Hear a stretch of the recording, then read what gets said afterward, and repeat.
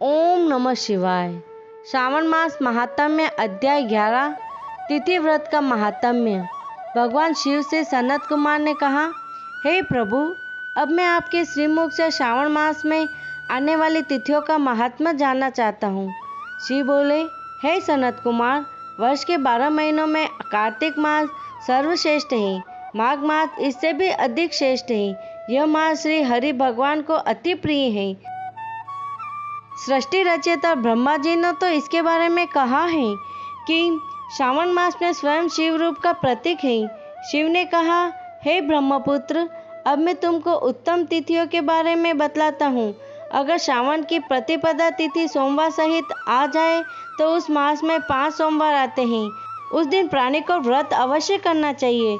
यह रोटक नामक व्रत कहलाता है, जो धन संपदा में बढ़ोतरी करता है तथा समस्त मनोकामनाओं की सिद्धि करता है। अतः हे पुत्र, अब मैं तुम्हें वह सब विस्तार से कहने जा रहा हूँ। मन लगाकर श्रवण करो। प्रतिपदा को सोमवार वाले दिन प्रातः जल्दी उठकर रोटक व्रत का संकल्प इस तरह करें और बोलना चाहिए, हे सुरेंद्र, आज के दिन मैं रोटक व्रत अवश्य धारण करूँगा। हे जगतपति, आप मेरे सहायक बने। इस प्रकार संकल्प कर प्रतिदिन स्नान करके भगवान का पूजन करना चाहिए।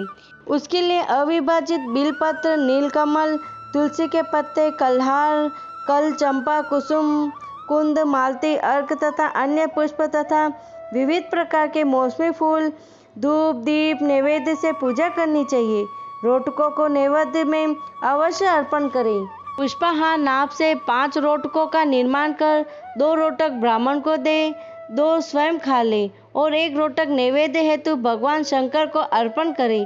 अवशिष्ट पूजन पश्चात ज्ञानी को अर्घ्य देना उचित है। अर्घ्य दान हेतु नारिकेल, जंबीरी, केला, बिजोरा, नींबू, ककड़ी, खजूर, दाल, मातुलिंग, नारंगी, अनार, अखरोट और अन्य मौसमी फल सर्वोत्तम माने गए हैं।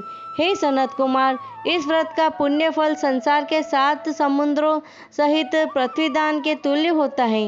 वह प्राणी जो असीम धन संचय की कामना करता है, उसे यह व्रत लगातार 5 वर्ष तक करना चाहिए। रोटक व्रत का उद्यापन करना आवश्यक होता है।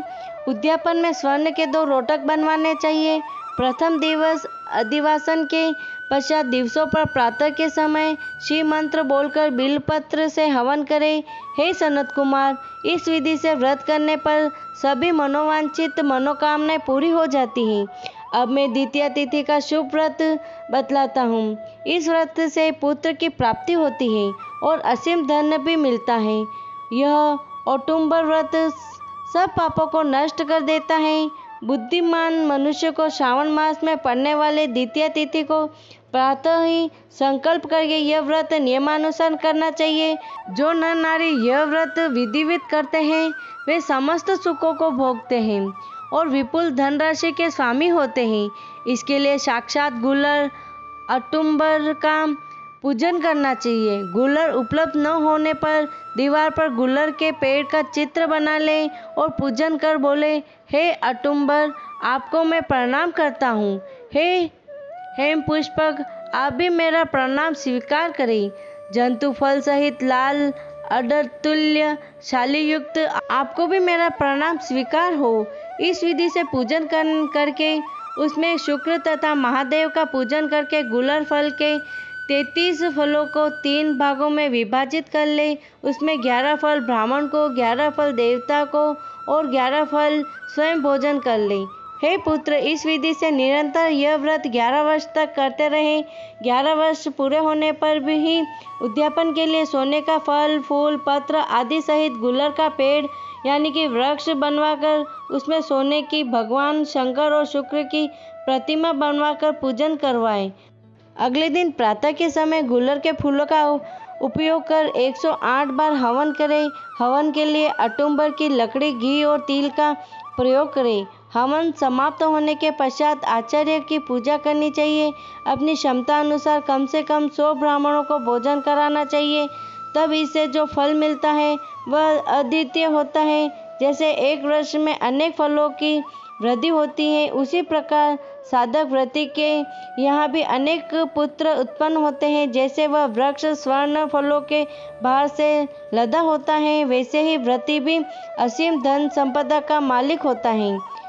इति से श्रावण मास महात्म्य 11वां अध्याय संपन्न। इस प्रकार 11वें अध्याय के पाठ श्रवण से धन धान्य की वृद्धि होती है। ओम नमः शिवाय, ओम नमः शिवाय, ओम नमः शिवाय।